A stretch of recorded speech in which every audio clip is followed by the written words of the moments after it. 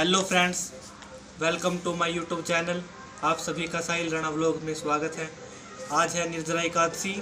सभी भक्तों को निर्जला एकादशी की ढेरों ढेरों शुभकामनाएं। आप निर्जला एकादशी पर अपने लड्डू गोपाल का सुंदर सुंदर मेकअप कर सकते हैं, व्रत कर सकते हैं, भजन कीर्तन कर सकते हैं। चलिए कथा शुरू करते हैं। श्री भीमसेन बोले, हे पितामह, भ्राता युधिष्ठिर, माता कुंती, द्रौपदी, अर्जुन, नकुल और सहदेव आदि एकादशी के दान व्रत करते हैं और मुझसे एकादशी के दिन अन्न खाने का मना करते हैं। मैं उनसे कहता हूँ कि भाई, मैं भक्ति पूर्वक भगवान की पूजा कर सकता हूँ, परंतु मैं एकादशी के दिन भूखा नहीं रह सकता। इस पर व्यास जी बोले, हे भीमसेन, यदि तुम नरक को बुरा और स्वर्ग को अच्छा समझते हो तो प्रत्येक माह की दोनों एकादशियों को अन्न न खाया करो। इस पर भीमसेन बोले, हे पितामह, मैं आपसे प्रथम कह चुका हूँ कि मैं एक दिन एक समय भी भोजन के किए बिना नहीं रह सकता। फिर मेरे लिए पूरे दिन का उपवास करना कठिन है। यदि मैं प्रयत्न करूं तो एक व्रत अवश्य कर सकता हूं। अतः आप मुझे कोई एक व्रत बतलाइए जिससे मुझे स्वर्ग की प्राप्ति हो। श्री व्यास जी बोले, हे वायुपुत्र, बड़े बड़े ऋषि और महर्षियों ने बहुत से शीघ्र आदि बनाए हैं कि मनुष्य को दोनों पक्षों की एकादशियों का व्रत करना चाहिए, इससे उन्हें स्वर्ग की प्राप्ति होती है। श्री व्यास जी के वचनों को सुनकर भीमसेन नरक में जाने के कारण अत्यंत भयभीत हुए और लता के समान कांपने लगे। वह बोले, हे पितामह, अब मैं क्या करूं, क्योंकि मुझे में व्रत नहीं हो सकता। अतः आप मुझे कोई एक ही व्रत बतलाइए जिससे मेरी मुक्ति हो जाए। इस पर व्यास जी बोले, हे भीमसेन, कृष्ण और मिथुन संक्रांति के मध्य में ज्येष्ठ माह की शुक्ल पक्ष की एकादशी होती है, उसको निर्जला एकादशी व्रत कहना चाहिए। इस एकादशी के व्रत में स्नान और आचमन में जल वर्जित नहीं है, लेकिन आचमन में 3 माह से जल से अधिक नहीं होना चाहिए। इस आचमन से शरीर की शुद्धि होती है। आचमन में 7 माह से अधिक जल महापान के समान है। इस दिन भोजन करने से व्रत नष्ट हो जाता है।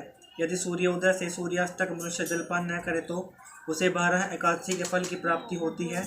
द्वादशी के दिन सूर्योदय से पहले ही उठना चाहिए और स्नान करके ब्राह्मण को यथायोग्य दान देना चाहिए। इससे भूखे पश्चात भूखे ब्राह्मण को भोजन करना चाहिए, तत्पश्चात स्वयं भोजन करना चाहिए। इसका फल संपूर्ण एकादशियों के फल के बराबर है। हे भीमसेन, स्वयं भगवान ने मुझसे कहा था कि इस एकादशी पर पुण्य समस्त तिथियों और दिनों के पुण्य के बराबर है। एक दिन निर्जला रहने से मनुष्य पापों से मुक्त हो जाता है। जो मनुष्य निर्जल एकादशी का व्रत करता है उनको मृत्यु के समान भयानक यमदूत नहीं दिखते हैं। उस समय भगवान विष्णु के यमदूत स्वर्ग से आते हैं और उसको पुष्प के विमान पर बिठाकर स्वर्ग ले जाते हैं। अतः संसार में सबको श्रेष्ठ निर्जल एकादशी का व्रत है। अतः यत्नपूर्वक इस एकादशी को निर्जल व्रत करना चाहिए। उस दिन ओम नमो भगवते वासुदेव का मंत्र उच्चारण करना चाहिए। वासुदेव जी के ऐसे वचन सुनकर उसने निर्जल व्रत किया। इस एकादशी को भीमसेन या पांडव एकादशी भी कहते हैं। निर्जल व्रत करने से पहले भगवान की पूजा करनी चाहिए और उनसे विनय करना चाहिए कि दूसरे दिन भोजन करूँगा। मैं इस व्रत को श्रद्धापूर्वक करूँगा, इससे मेरे सब पाप नष्ट हो जाते हैं। इस दिन एक बड़े वस्त्र से ढककर स्वर्ण सहित दान करना चाहिए। जो मनुष्य इस व्रत को दोपहर में स्नान तप आदि करके करते हैं उनको करोड़ों फल स्वर्ण के दान का फल मिलता है। जो मनुष्य इस दिन यज्ञ होम आदि करते हैं उसका फल वर्णन भी नहीं हो सकता। इस निर्जल एकादशी के व्रत से मनुष्य विष्णु लोक को जाता है।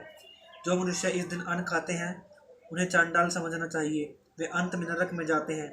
ब्रह्महत्या, मधुपान करने वाले, चोरी करने वाले, गुरु से द्वेष करने वाले, असत्य बोलने वाले इस व्रत को करने से स्वर्ग को जाते हैं। हे कुंती पुत्र, जो पुरुष या स्त्री इस व्रत को श्रद्धापूर्वक करते हैं उनका निम्नलिखित कर्तव्य है। उन्हें सर्वप्रथम विष्णु भगवान की पूजा करनी चाहिए, तत्पश्चात गौ का दान करना चाहिए। इस दिन ब्रह्मों को दक्षिण मिष्ठान आदि देना चाहिए।